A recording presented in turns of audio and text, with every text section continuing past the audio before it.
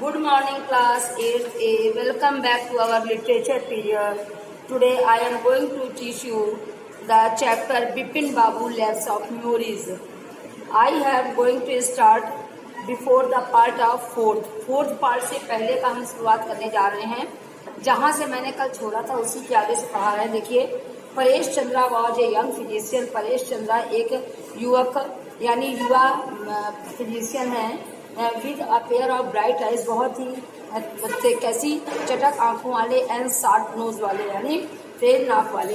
He became thoughtful when he heard about Bipin Babu symptoms. वो एकदम चेतन हो गए यानी वो एकदम विचार में पड़ गए जब उन्होंने उनके सिम्टम्स के बारे में सुना, यानी उनके लक्षणों के बारे में सुना।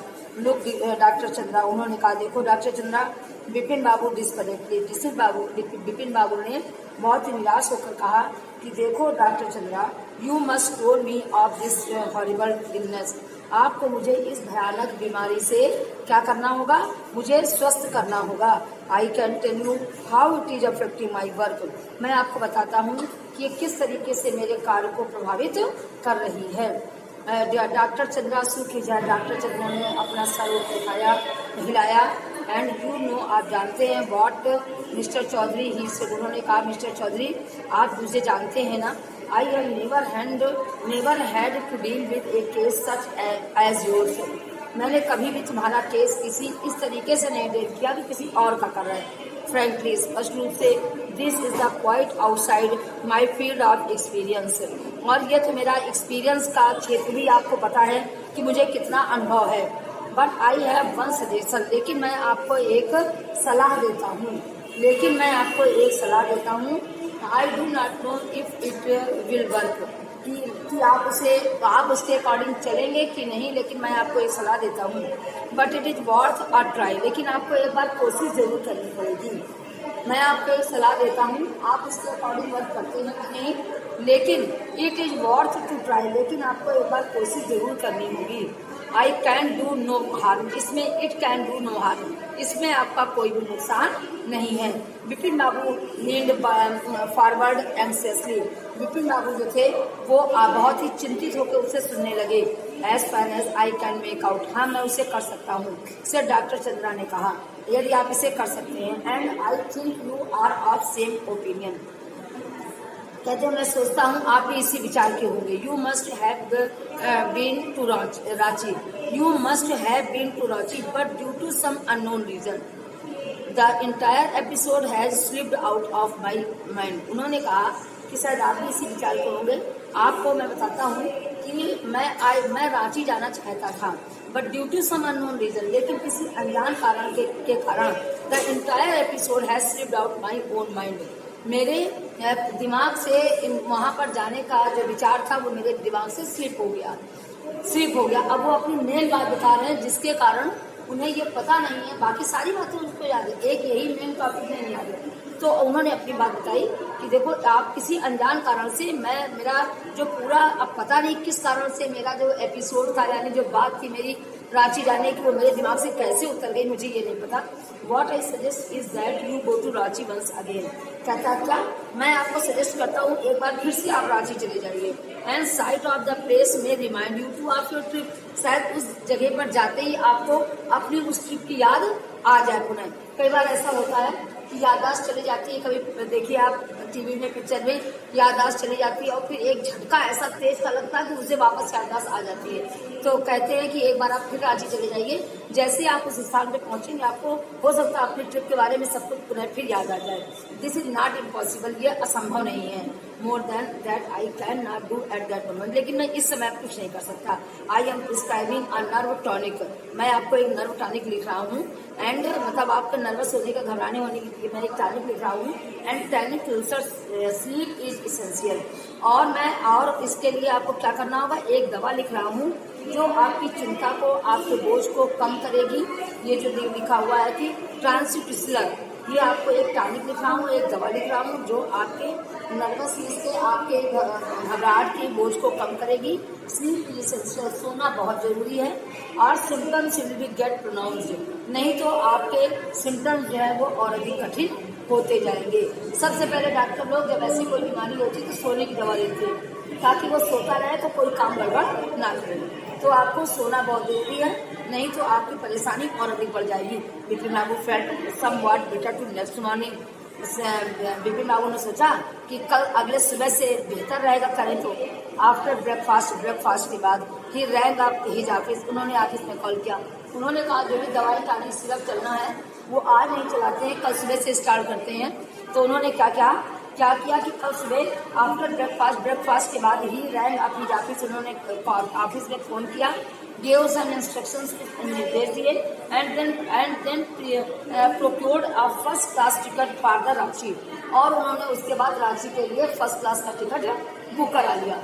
उसके बाद उन्होंने फर्स्ट क्लास का टिकट बुक करा लिया रांची के लिए फॉर द सेम मीटिंग, उसी शाम। अब आगे देखिए, getting off the train at Ranchi next morning, अगले सुबह रांची में ट्रेन से उतरने के बाद ही रियलाइज्ड एट वंस, उन्होंने तुरंत महसूस किया that he had never been there before, कि वो पहले वहां कभी आए ही नहीं है। जैसे वो रांची में ट्रेन से उतरे, उन्होंने तुरंत महसूस किया कि वो कभी वहां तक आए नहीं है।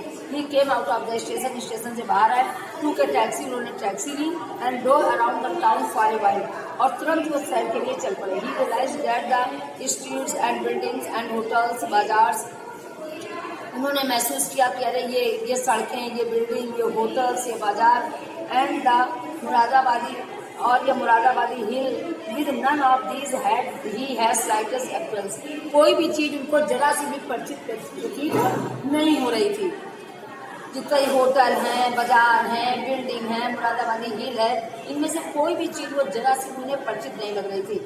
Would a trip to the Hundru Falls help, एक छोटी सी ट्रिप जो हुड्रू फॉल्स में जहाँ पे इनके पैर में कट लगा था, वो थोड़ी थोड़ी उनको याद आ रही थी। वो हुड्रू की जो जगह थी वो उनको थोड़ी थोड़ी याद आ रही थी। He did not believe so that, इसलिए वो विश्वास नहीं कर पा रहे थे।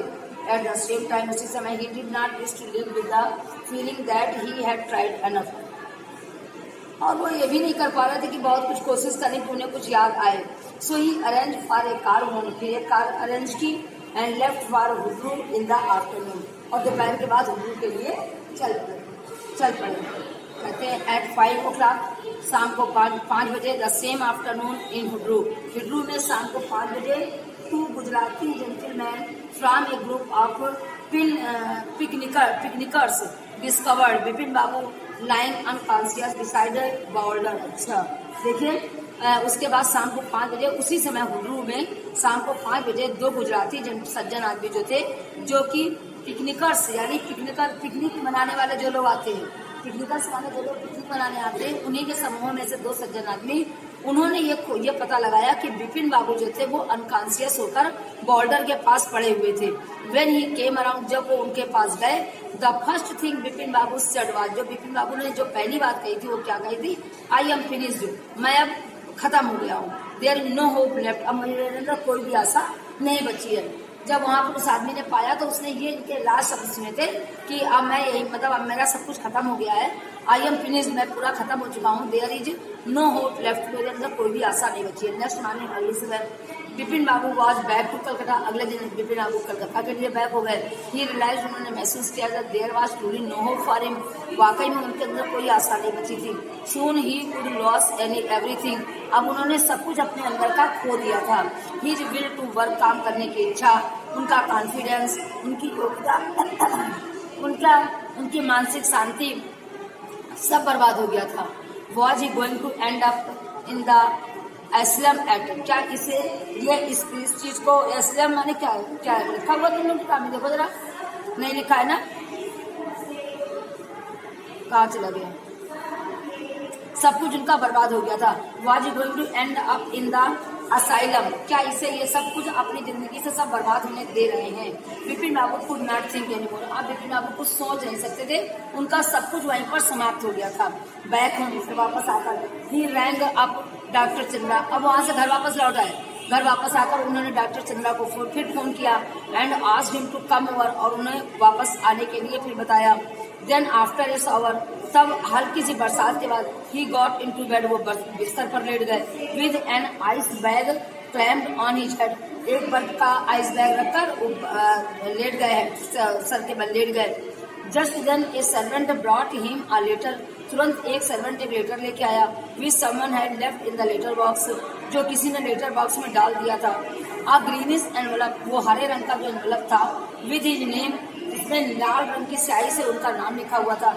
अबव द नेम, नाम के ऊपर लिखा था इट सेड, क्या कहा था, अर्जेंट एंड कॉन्फिडेंशियल, मतलब तुरंत और बड़े विश्वास के साथ। In spite of this his condition, उनकी इस कंडीशन के बावजूद भी लिखा हुआ था अर्जेंट और कॉन्फिडेंशियल, मतलब तुरंत और बिल्कुल विश्वास के साथ। Vipin Babu had a feeling, Vipin Babu के अंदर एक विचार, एक भावना थी, that he ought to go through the letter, कि उन्हें उस लेटर के मतलब उस लेटर के साथ उन्हें चला जाना चाहिए था, जो जिस कारण से लेटर आया था। ही टोर ओपन द एनवलप, उन्होंने पूरा लिफाफा फाड़ डाला। एंड टूक आउट द लेटर, और लेटर बाहर निकाला। उन्होंने, उनके अंदर ये विचार आया कि उन्हें ये लेटर को जो है उसे क्या करना चाहिए, खोलना चाहिए, देखना चाहिए। उन्होंने तुरंत लिफाफा फाड़ा और लेटर को बाहर निकाला। This is the what he red, ये क्या था जो उन्होंने पढ़ा, क्या लिखा था, देखिए। डियर विपिन, प्यारे Vipin, I had no idea that affluence would bring about, मुझे कोई विचार, मतलब मेरे अंदर कोई विचार नहीं है, that affluence would bring about the kind of change in you, कि आपके अंदर किस प्रकार से चेंज ला सकते हैं, आ सकता है। दैट इट हैज डन, जो आपके साथ ऐसा हो गया है। वॉज इट सो डिफिकल्ट, बहुत कठिन है, for you to help out an old friend down on his luck, कहते ये बहुत कठिन है मेरे मित्र, एक व्यक्ति के लिए कि वो अपने मित्र के भाग्य को ऐसे पलटा खाते हुए देखे। आई हैव नो मनी, मेरे पास पैसा नहीं है। So my resources are limited, इसलिए मेरे रिसोर्स सारे लिमिटेड है।